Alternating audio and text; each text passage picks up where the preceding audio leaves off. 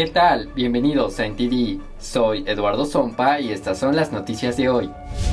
Crece la tensión entre Rusia y Estados Unidos tras las nuevas sanciones del presidente Biden.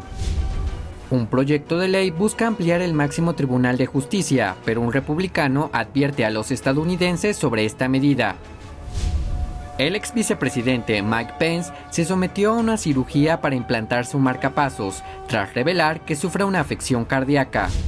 Activistas en varios países de Latinoamérica protestaron en apoyo a la lucha por la democracia en Hong Kong y contra los abusos del Partido Comunista Chino.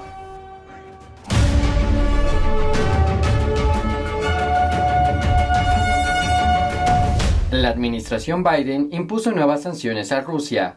El secretario de Estado, Antony Blinken, dijo que con estas acciones se pretende hacer responsable a Rusia de su imprudencia. El presidente Biden firmó el jueves una orden ejecutiva que impone nuevas sanciones a Rusia. Se trata en parte de una represalia por la infiltración en SolarWinds, en la que piratas informáticos accedieron a las redes de al menos 9 agencias gubernamentales estadounidenses. Cuando el presidente Putin me llamó en enero, luego de jurar al cargo para felicitarme, le dije que mi administración iba a estar vigilando detenidamente ahora que tenemos acceso a todos los datos sobre los asuntos para evaluar el papel de Rusia y luego determinar qué respuesta daríamos. Cuando volvimos a hablar esta semana, le dije que pronto estaríamos respondiendo de forma mesurada y proporcionada, porque llegamos a la conclusión de que habían interferido en las elecciones y en SolarWinds, y estaba totalmente fuera de lugar. La Casa Blanca dijo que las sanciones son también en respuesta a la injerencia rusa en las elecciones presidenciales de 2020, entre una serie de otras acciones que buscaban perjudicar a Estados Unidos. Y debido a que las elecciones son compromisos sagrados o soberanos y nuestra expresión de la voluntad del pueblo estadounidense, no podemos permitir que el poder extranjero interfiera en nuestro proceso democrático interno con impunidad. Y le dije si resultaba como pensé, que se habían involucrado en nuestras elecciones, yo respondería.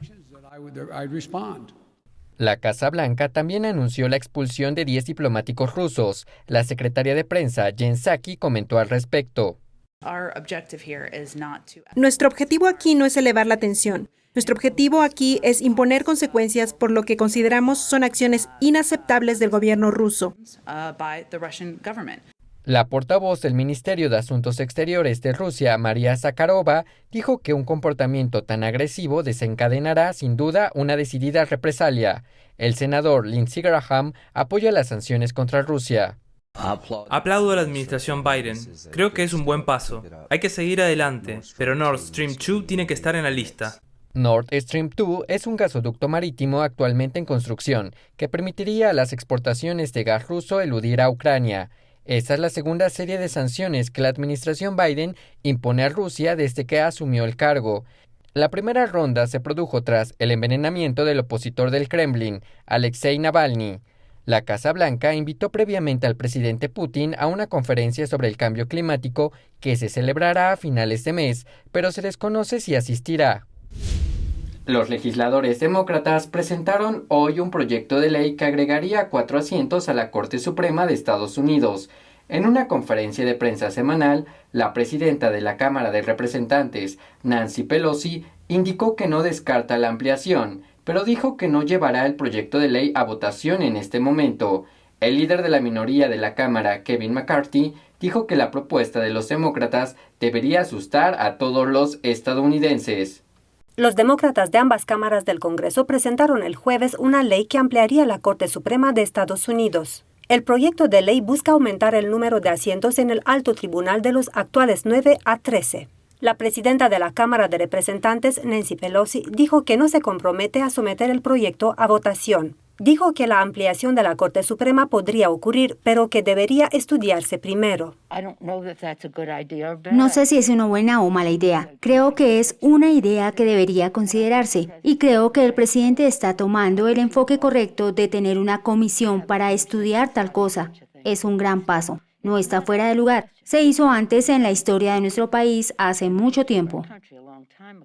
Los republicanos señalan que el Congreso rechazó el último esfuerzo presidencial de ampliación, el del demócrata Franklin Roosevelt. En una entrevista con Fox Business el jueves, el líder de la minoría de la Cámara de Representantes, Kevin McCarthy, argumentó que la propuesta de los demócratas de añadir 4 asientos a la Corte debería asustar a todos los estadounidenses independientemente de su posición política. En su conferencia de prensa semanal, McCarthy dijo que nunca creyó que los demócratas llegarían tan lejos. Irónicamente, es el mismo número que se necesita para dar a los demócratas una ventaja de un escaño y al presidente Biden el poder de nombrar 4 jueces. Nunca en mi tiempo en la política creí que llegarían tan lejos. El presidente Biden firmó la semana pasada una orden ejecutiva por la que se establece una comisión de 36 miembros para estudiar posibles reformas de la Corte Suprema, incluida su ampliación. La cena anual de la Asociación de Corresponsales de la Casa Blanca quedó suspendida este año.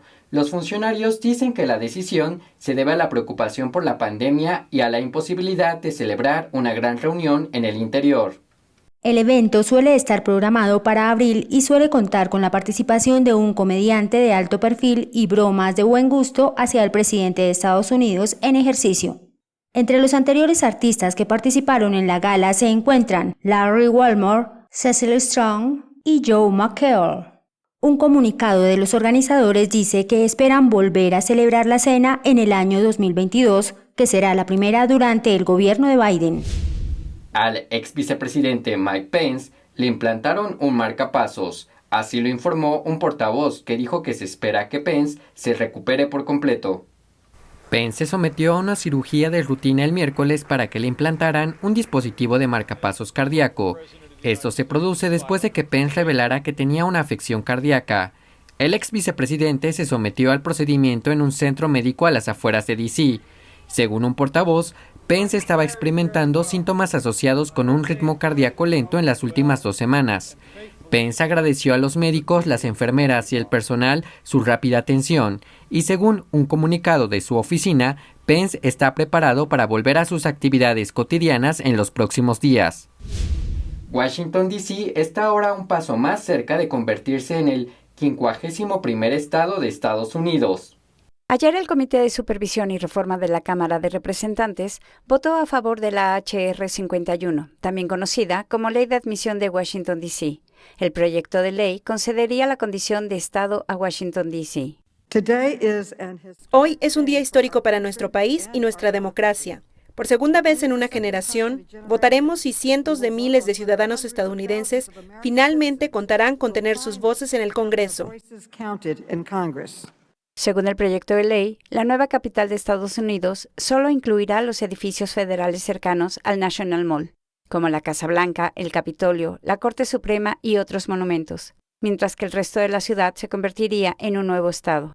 El proyecto de ley lo presentó en 2019 la delegada de Washington, Eleanor Holmes Norton. Durante la última sesión del Congreso, la Cámara aprobó el proyecto de ley, pero se estancó en el Senado. Norton volvió a presentar el proyecto de ley el primer día del nuevo Congreso. Durante la audiencia de hoy, Norton señaló que los residentes de D.C. pagan impuestos sin tener representación electoral en el Congreso. La población de D.C. es mayor que la de 2 estados y el estado de Washington, D.C. será uno de los 7 estados con una población de 1 millón de habitantes. D.C. paga más impuestos federales per cápita que cualquier estado y paga más impuestos federales que 21 estados. Los republicanos, sin embargo, expresaron su desacuerdo con el proyecto de ley. Esta ley no tiene que ver con la representación electoral de los residentes de D.C. Creo que tenemos que ser honestos. Se trata de un cambio permanente mucho más amplio. Hayes dijo que el proyecto de ley cambiará permanentemente el campo de juego de la política estadounidense y permitirá a los demócratas promulgar su agenda progresista radical. Durante la audiencia, el congresista James Corner presentó una carta al comité diciendo que los fiscales generales de 22 estados escribieron a los líderes del Congreso el martes y que desafiarían este proyecto de ley en los tribunales. Aunque se espera que la Cámara de Representantes apruebe el proyecto de ley a finales de este mes, es probable que se estanque de nuevo en el Senado, igual que ocurrió el año pasado. Los candidatos tejanos hacen campaña por un puesto en el Congreso en las próximas elecciones especiales, y esta vez el grupo es bastante grande. Conozcamos algunos de los aspirantes en campaña. Hasta el miércoles, 23 candidatos de Texas están en la contienda por un escaño en la Cámara de Representantes de Estados Unidos, incluyendo 11 republicanos y 10 demócratas. El ex jefe de personal de salud y servicios humanos, Brian Harrison, dijo por qué cree que es el mejor candidato. Soy el único candidato que se enfrentó a la burocracia y la venció, que se enfrentó a los medios de comunicación nacionales y los venció, y que se enfrentó a los establishment de ambos partidos y los venció, y logró que el gobierno sea más pequeño y más responsable ante el pueblo estadounidense. Otra candidata republicana, Sari Kim, es una antigua administradora adjunta de la Administración de Pequeñas Empresas. Recientemente fue atacada en los medios de comunicación de ser racista con los chinos. Seri dijo que sus comentarios se referían claramente al Partido Comunista Chino, pero que sacaron sus palabras de contexto. Es increíblemente escandaloso que los medios de comunicación liberales puedan decir que yo podría ser antiasiática o antiinmigrante. Doy la bienvenida de todo corazón a cualquiera que huya del régimen comunista. Una candidata demócrata notable es Jana Lynn Sánchez, que se presentó contra Ron Wright para este escaño en particular en 2018. Su sitio web, janasanchez.com, dice que le apasiona abogar por una mejor atención médica, una mejor equidad y una democracia más fuerte. Nos pusimos en contacto con ella para pedirle un comentario, pero no recibimos respuesta de inmediato. Las elecciones especiales de Texas cubrirán un escaño en la Cámara de Representantes de Estados Unidos, vacante tras la muerte por COVID-19 del representante Ron Wright en febrero. La votación anticipada se celebrará del 19 al 27 de abril y el día de las elecciones será el 1 de mayo. A medida que aumenta el número de menores no acompañados que atraviesan la frontera sur de Estados Unidos, el gobierno de Biden pide a los estados que los acojan, pero la gobernadora de Dakota del Sur, Kristi Noem, y otros gobernadores republicanos están diciendo que no. Noem escribió en Twitter: Dakota del Sur no acogerá a ningún inmigrante ilegal que la administración Biden quiera reubicar. Noem hizo la declaración mientras la administración Biden se apresura por albergar la oleada de menores no acompañados que llegan a través de la frontera. El número de ellos que cruzan la frontera se ha duplicado con creces de febrero a marzo. Ahora hay casi 20,000 por mes. Los medios de comunicación afirman que la administración está pidiendo ayuda a varios estados para alojar a los menores. El Washington Post informa que la administración está estudiando la posibilidad de trasladar a las familias y niños migrantes en avión a los estados cercanos a la frontera con Canadá. La Agencia Federal de Gestión de Emergencias está ahora involucrada. Queremos ayudar al HHS para crear capacidad y acoger a los niños. Noem se une a sus compañeros gobernadores republicanos de Carolina del Sur, Nebraska y Iowa. Todos ellos han rechazado las peticiones para acoger a inmigrantes ilegales. El gobernador de Carolina del Sur, Henry McMaster, firmó una orden ejecutiva para dar prioridad a los niños de su estado. Impide que los niños inmigrantes sean acogidos en el sistema de residencia y de acogida del estado. Los republicanos culpan al presidente Joe Biden de provocar la crisis. Biden dice que la afluencia es un patrón estacional normal. Dice que ocurre todos los inviernos, aunque otros funcionarios de la administración han contradicho al presidente. Cindy Huang dirige la Oficina de Reasentamiento de Refugiados del Departamento de Salud y Servicios Humanos HHS. Ella dice que el problema va a agravarse. Y regresando del corte, les tenemos preparadas las últimas actualizaciones sobre China.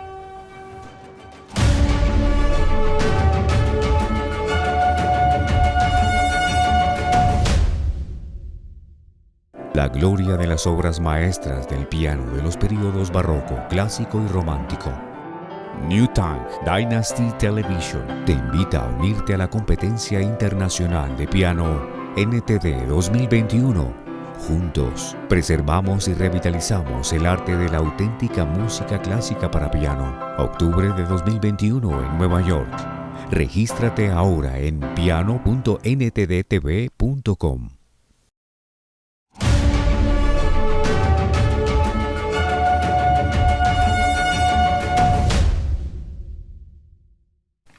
La comunidad de inteligencia de Estados Unidos catalogó al régimen chino como la principal amenaza para el país. Al mismo tiempo, el ejército estadounidense está intensificando sus esfuerzos para contrarrestar la amenaza cibernética que supone Beijing. La Oficina del Director de Inteligencia Nacional publicó el martes su evaluación anual de amenazas. El informe dice que la China comunista, Rusia, Irán y Corea del Norte plantean los mayores desafíos para la seguridad nacional de Estados Unidos, con China comunista ocupando el primer lugar. Creo que hay una gran conciencia de forma bipartidista de la amenaza del PSC para el orden mundial. Se cree que una de las principales amenazas de Beijing está en el ámbito cibernético, incluida la desinformación. En una audiencia celebrada el mes pasado, el Mando de Operaciones Especiales de Estados Unidos reveló que están cambiando su enfoque de la lucha contra los terroristas a la lucha contra la desinformación china. También se están preparando para desempeñar un papel encubierto en cualquier conflicto futuro con Beijing y están creando una fuerza de tarea conjunta en el Indo-Pacífico. Yo lo llamaría operaciones de contrainfluencia del PSC y realmente estamos intensificando nuestro juego de contrainfluencia. El Mando Cibernético de Estados Unidos también está tratando de hacer frente a las ciberamenazas de Beijing. Algunas de ellas fueron lanzadas dentro de Estados Unidos, como el ciberataque a Microsoft vinculado a China. Pero las leyes y políticas estadounidenses impiden a las agencias militares y de inteligencia operar dentro de Estados Unidos. Cuando el presidente designa una agencia responsable, todo el mundo se suma a ella y la apoya con sus propias capacidades. En realidad es muy efectivo cuando funciona. Para cubrir esos puntos ciegos, las diferentes agencias de inteligencia tienen que trabajar juntas. Pasamos con Julián Bertoni, quien nos tiene preparadas las noticias más relevantes del gigante asiático. Al parecer, el primer lote de vacuna Pfizer llegó a China. Muchos sospechan que esto convertirá a la vacuna estadounidense en un posible privilegio.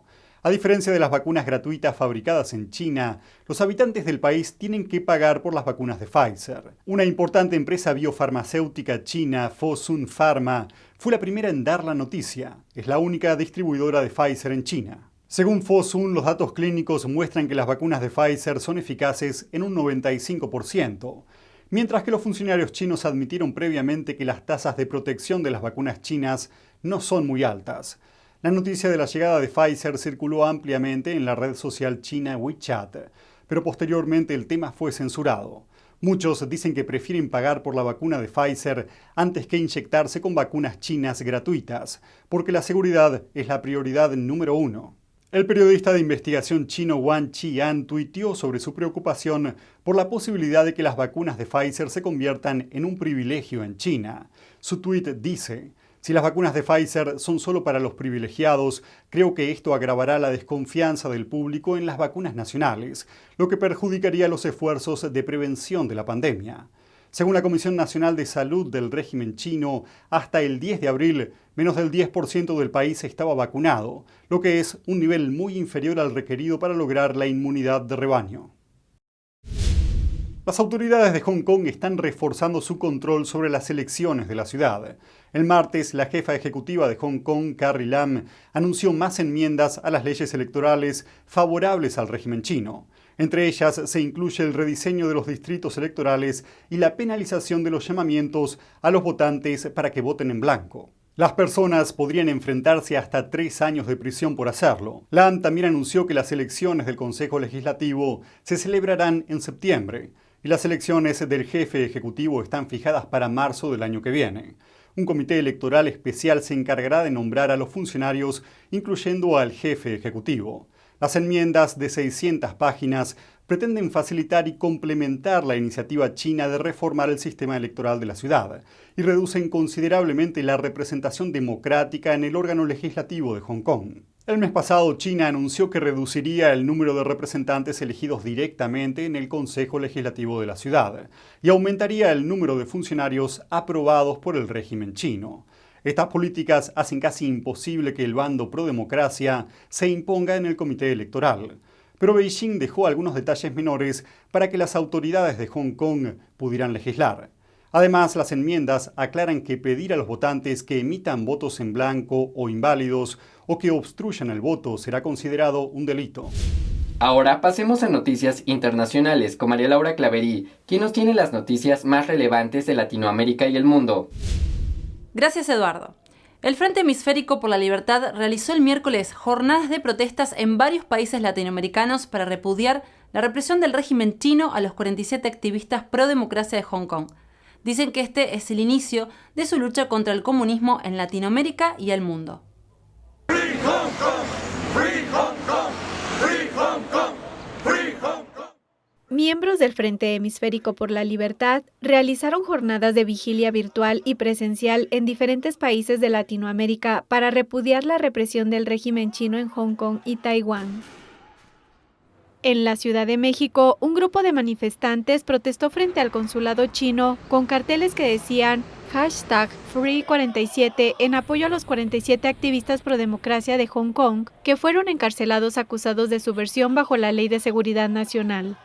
Las autoridades hongkonesas arrestaron a los activistas el pasado 28 de febrero por participar en unas primarias electorales para la legislatura del territorio el año pasado.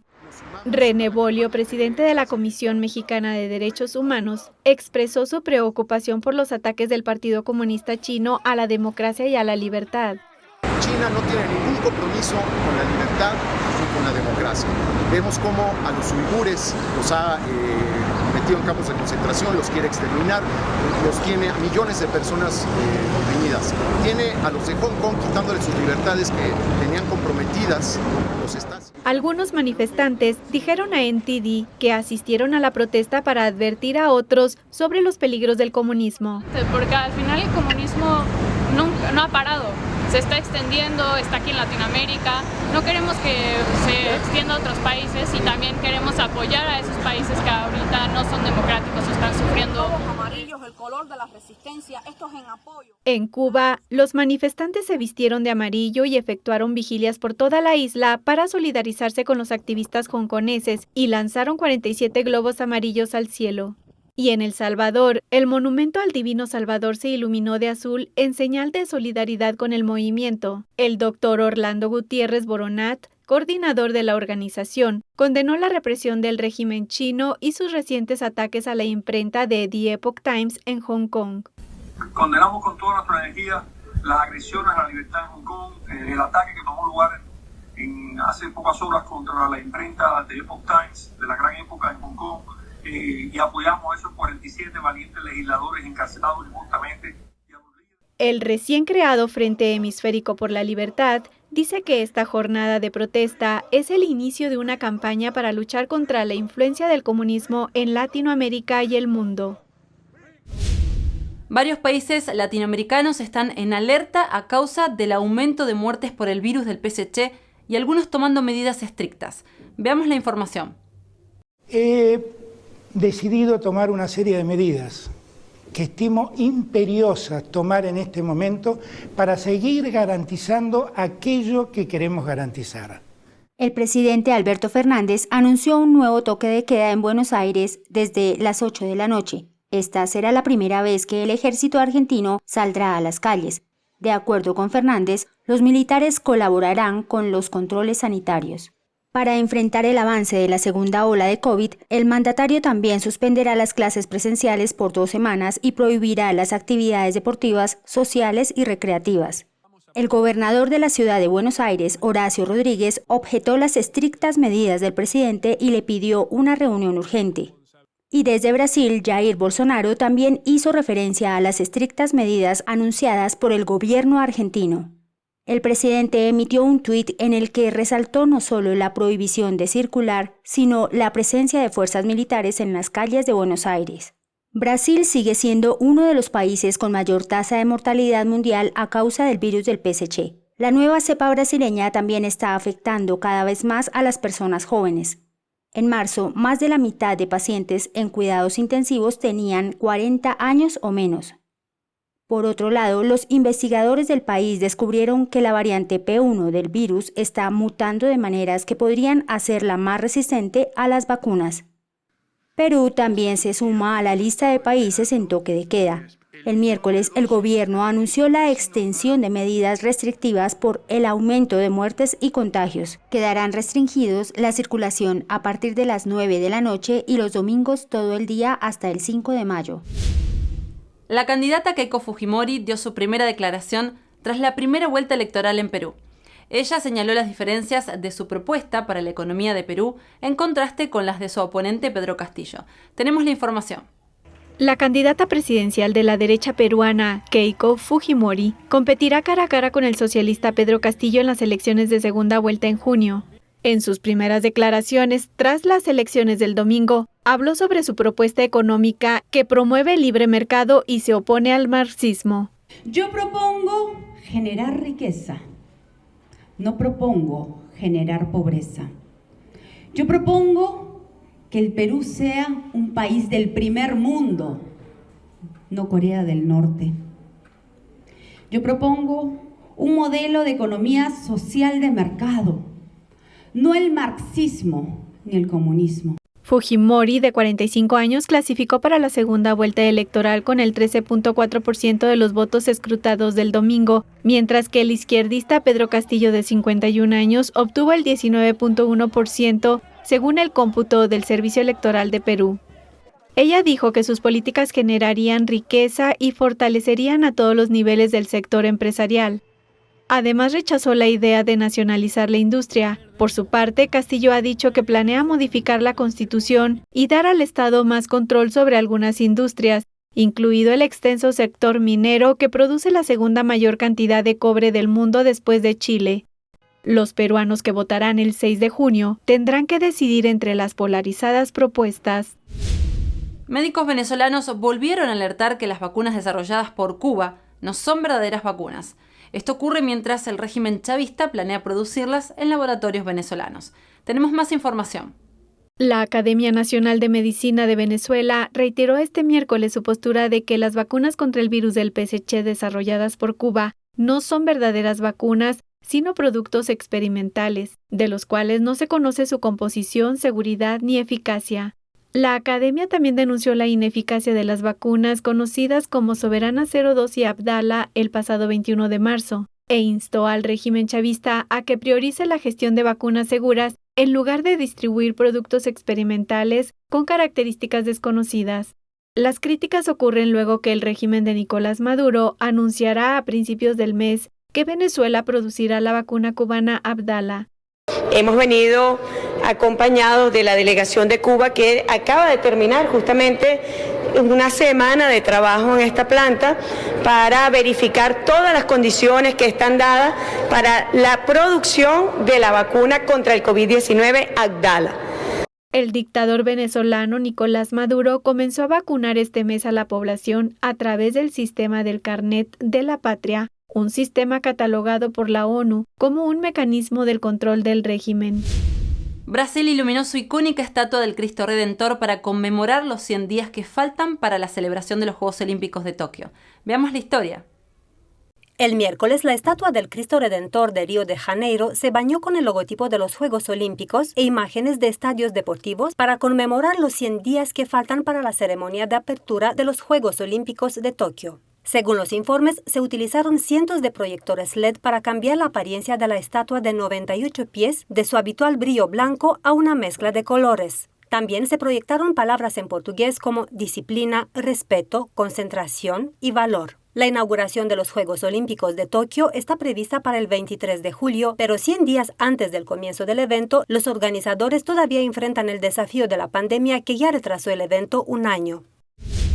Gracias María Laura, estas fueron las noticias de hoy. Invitamos a toda nuestra audiencia a que se suscriban a nuestra lista de correo, para así recibir nuestras novedades, en especial en caso de que debamos cambiar de plataforma. Hallarán el enlace en la descripción.